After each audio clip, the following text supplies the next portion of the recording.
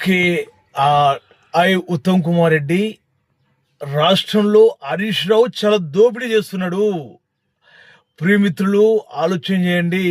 కాళేశ్వరంలో హరీష్ రావు చాలా దోపిడీ చేసిండు. ఇది ఉత్తమ్ కుమార్ వాయిస్. ఓకే. మనము సాగర్ ఎమ్మెల్యే, మాజీ మంత్రుడు జానరెడ్డి గారు ఆయన వాయిస్ విందాం.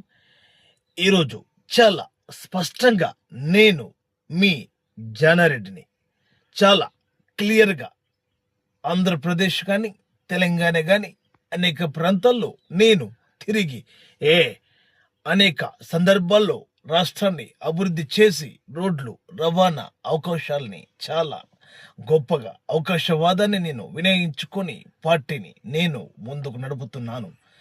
చాలా సంతోషంగా ఉంది. అది జానరెడ్డి గారిది. రాజశేఖర రెడ్డి గారి 108కి ఫోన్ చేస్తే కుయ్ కుయ్ కుయ్ అంటూ అంబులెన్స్ మీ ఎందుకు వస్తుంది? మీ జగనన్న మీ అంటూ ఉన్నాడు. మీ జగనన్న ఎప్పుడు కూడా అందరికీ అవకాశాన్ని అందిస్తున్నాడు. మీ జగనన్న ప్రేమని పూర్తిగా నింపండి అని తెలియజేస్తున్నాను అని రాజశేఖర్.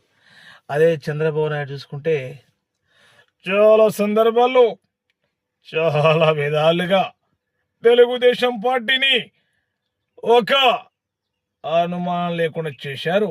జై జన్మభూమి, జై తెలుగుదేశం అని ఆయన విధంగా మాట్లాడతారు. ఇంకెవరిది కావాలి బ్రదర్?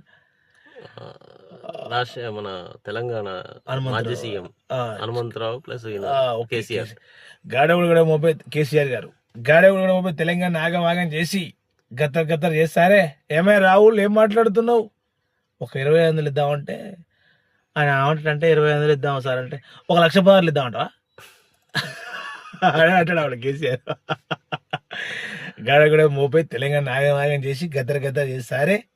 ఇంకేమైనా పొంగులోటి శ్రీనివాసరెడ్డి నీ కాన్షియన్ తెలియదా అని అంటాడు అనమాట. ఇక పాత సీనియర్ ఎన్టీ రామారావు, ఏమిటి బ్రదర్, తెలుగు జాతి, తెలుగు అభివృద్ధి, తెలుగు కోసం కష్టపడి తెలుగు అభ్యున్నత కోసం కృషి చేసిన మహానుభావులు ఎందరో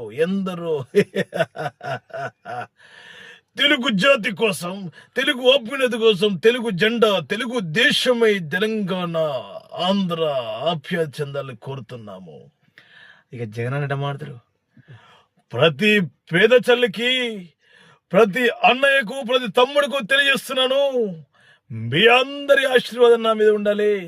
ఓకే బిల్లసక్యా, నమస్తే తమ్ముడు. జగన్ అన్న మాట్లాడతాడు.